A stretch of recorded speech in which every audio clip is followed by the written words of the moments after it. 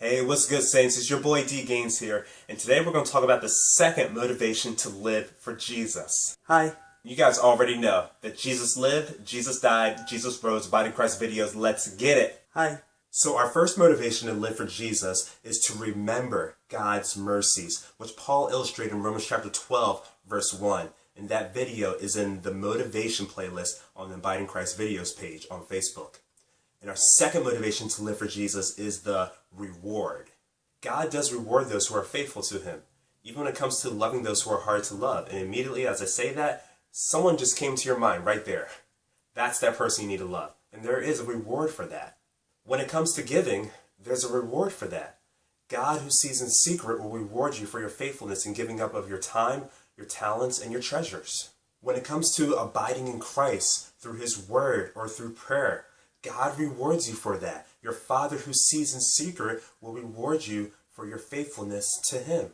Even when it comes to resisting temptation to sin, there is a reward for that. Consider Moses. He was looking to the reward, and that kept him from giving into sin.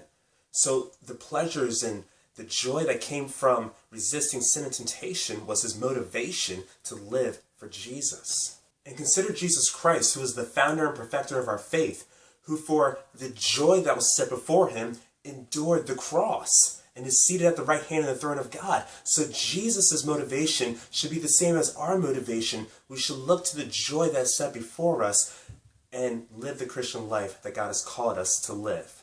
Hi. So the next question to ask, what is the reward? Hi. Man, who are you? And why do you keep interrupting my videos? I'm the funny side of you. You don't seem very funny to me. You know what's funny? Your face! Bruh, we have the same face. Ooh, I think I just made fun of myself.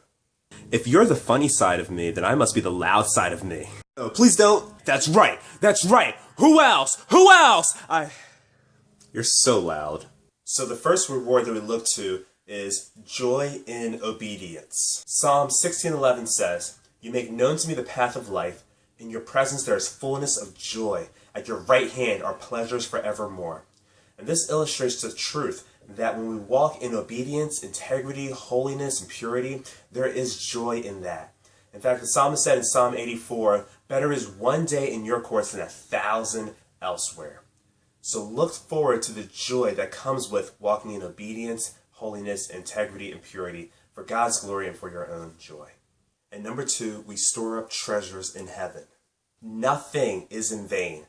Everything is accounted for. So even when no one sees what you're doing, God sees what you're doing. Your obedience is worth it. Your giving is worth it. Your loving and your forgiveness and your time, talents, and treasures, giving it to other people, it is all worth it. God will reward you for all of that. In fact, in Hebrews it says, whoever comes to God must believe that He exists, and He rewards those who seek Him.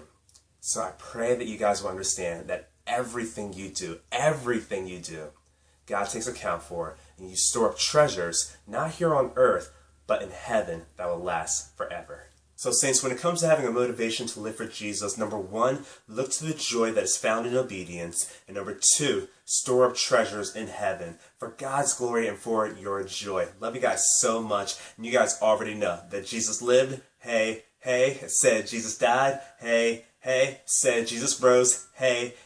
So we abide in Christ all day, every day. Love you guys. God bless.